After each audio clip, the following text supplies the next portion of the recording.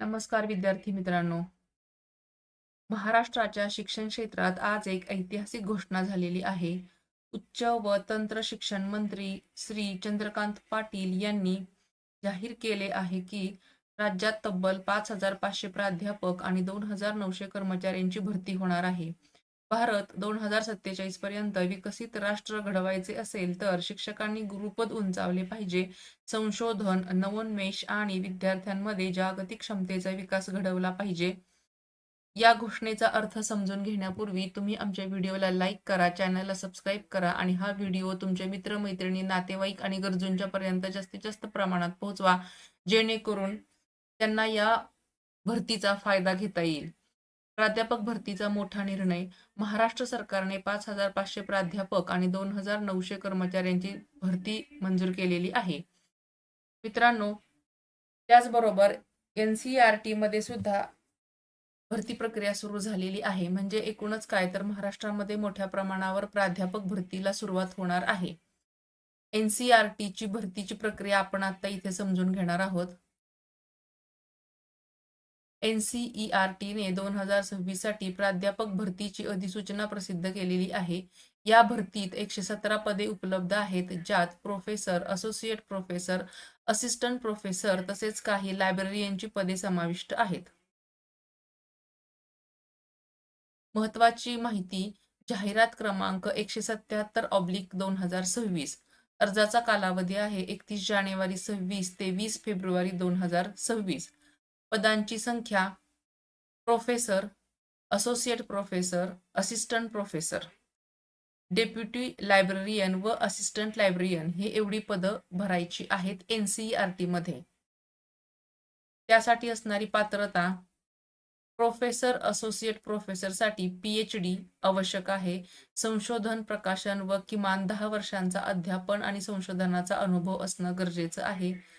Assistant प्रोफेसरसाठी master degree आणि net किंवा set पात्रता असणं गरजेचं आहे. निवड प्रक्रिया. शैक्षणिक गुणवत्ता व मुलाखत. अर्ज पद्धत. फक्त ऑनलाईन पद्धतीने अर्ज स्वीकारले जातील आणि NCERT चे हे पदं आहेत किंवा जे अर्ज आहेत ते त्याच अधिकृत वेबसाईटवरती स्वीकारले जातील, जसं की ncert.nic.in वरती स्वीकारले जाणार आहेत. अर्जदारांसाठी मार्गदर्शन आहे. अर्ज करताना सर्व कागदपत्रे म्हणजे शैक्षणिक प्रमाणपत्र, संशोधन प्रकाशन, अनुभव प्रमाणपत्र व्यवस्थित अपलोड करणं गरजेचं आहे. ते सुद्धा इतर कोणत्याही माहितीद्वारे न जाता किंवा कोणत्याही साईटद्वारे न जाता शासनाच्या अधिकृत वेबसाईटवरती जाऊन म्हणजे ncert.nic.in वरती जाऊनच तुम्ही हे अर्ज भरणं गरजेचं आहे. UGC रेग्युलेशन 2018 चे जे सुधारित नियम आहेत त्याप्रमाणेच ही पात्रता तपासली जाणार आहेत. म्हणजे UGCच्या रूल्स अँड रेग्युलेशन्स 2018 प्रमाणेच हे अर्ज प्रक्रिया राबवली जाणार आहे. NCERT प्राध्यापक भरती 2026 अर्ज प्रक्रिया. अर्ज करण्याची पद्धत स्टेप बाय स्टेप आपण इथं जाणून घेणार आहोत. सर्वात प्रथम अधिकृत संकेतस्थळावरती जा.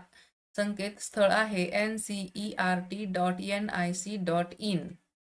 2. रिक्रुटमेंट किंवा ॲडव्हर्टाइजमेंट विभाग उघडा. त्याच्यामध्ये ॲडव्हर्टाइजमेंट नंबर 177/2026 हा ऑप्शन निवडा. त्यानंतर ऑनलाईन ॲप्लिकेशनचा फॉर्म भरा. त्यामध्ये तुमची वैयक्तिक माहिती जसं की नाव, जन्मतारीख, पत्ता हे भरायचं आहे. त्यानंतर शैक्षणिक पात्रता, मास्टर डिग्री, PhD, नेट प्रमाणपत्र जे सेट किंवा नेट असेल ते तुम्ही भरायचं आहे. अनुभव व संशोधन प्रकाशनाची माहिती. तुमचा जे काही अनुभव असेल शिक्षण क्षेत्रातला किंवा संशोधन प्रकाशन केलेलं असेल तर त्याबद्दलची माहिती भरायची आहे. चौथा ऑप्शन आहे की कागदपत्र अपलोड करा. तुमची शैक्षणिक प्रमाणपत्र जी आहे ती स्टेप बाय स्टेप त्यामध्ये अपलोड करा. त्यानंतर अनुभवाचे प्रमाणपत्र असेल तर अपलोड करा.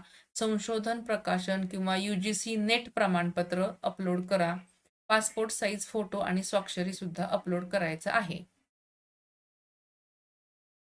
ॲप्लिकेशन फी भरा.